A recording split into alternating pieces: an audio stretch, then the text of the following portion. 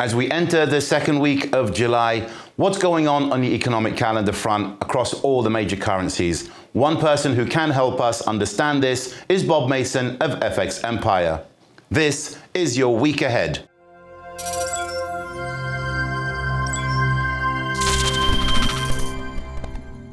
Hello, Bob, and thank you once again for joining us. Let's dive straight in, shall we?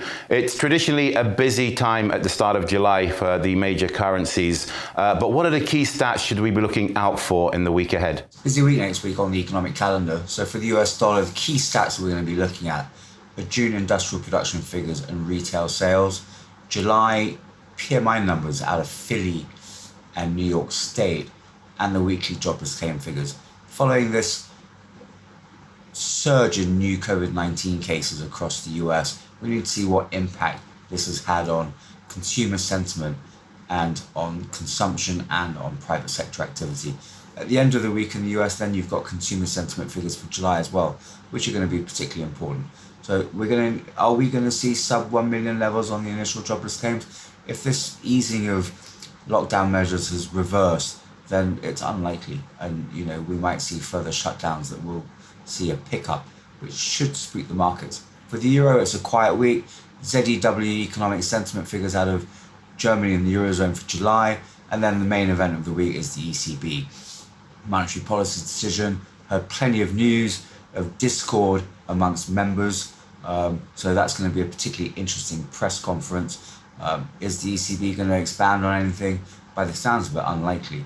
For the pound, it is a busy week. We've got May GDP numbers, industrial production and manufacturing production figures, and then we've got claimant counts for June and the unemployment rate for May. So expect claimant counts, manufacturing production, and the GDP numbers to be key drivers outside of Brexit.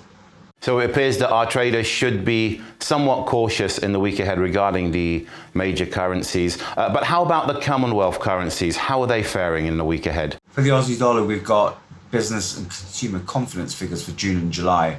Now, the big question here is whether this border shutdown between Victoria and New South Wales and the Melbourne lockdown because of the latest spike in COVID-19 numbers has any impact on confidence figures.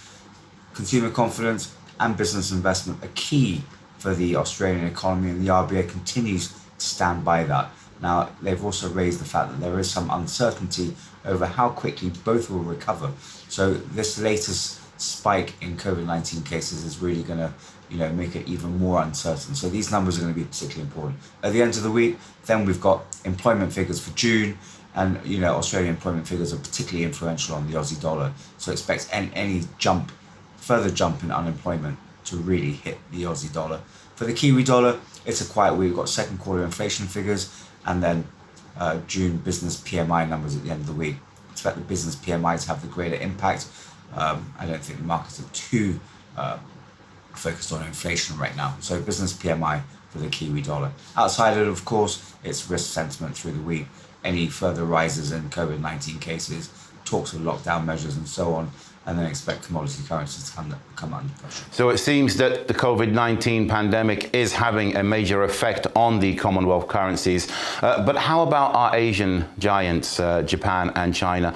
How are they faring? For the Japanese yen, it's a particularly quiet week on the economic calendar.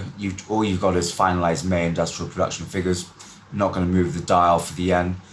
So expect the yen to continue to be wedged between the dollar and market risk sentiment, which is continuing to ride on the tailcoats of optimism, really, when considering the recent spikes in COVID-19 cases and ongoing tensions between US, China, and what's going on in Hong Kong. So that's for the yen. Out of China, it's a busy week ahead. We've got second quarter GDP numbers, first set of second quarter numbers we're going to see from any market. So that's going to be particularly interesting.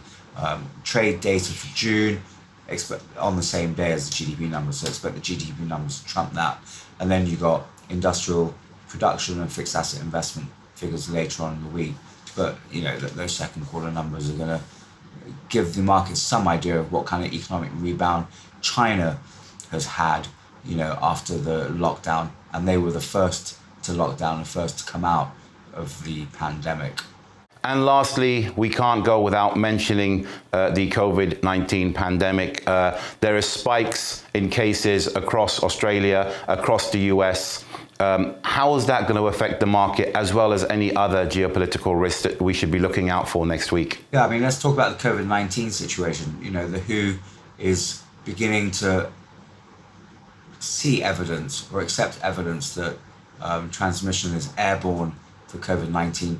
That's quite dire when considering the fact that the likes of the US are pursuing that easing of lockdown measures and reopening the economy, despite the spikes in COVID-19 cases across even the most populous states. You know, last week we saw daily record highs across, I think it was like 12 member states. So that's quite significant. So airborne transmission, continued rise in cases, reopening irrespective, you know, so that's quite disastrous, and that could really knock the markets into a spin if, you know, the governors begin to rebel against the president of the United States and just shut down their respective states.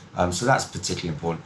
On the geopolitical front, you know, obviously you've got Brexit that's ongoing, and then you've got really the, you know, US, China, UK, China, and anyone else in China really with what's going on and what they've done in Hong Kong and so forth. So there's plenty to consider in the week ahead. But yeah, particularly COVID-19, I would say. Well, that's all for today. As always, thank you so much for your time, and I'll see you again next time. That was The Week Ahead with Bob Mason of FX Empire. But in the meantime, to keep up with all the latest information and developments across the markets, don't forget to follow us on all our social media outlets.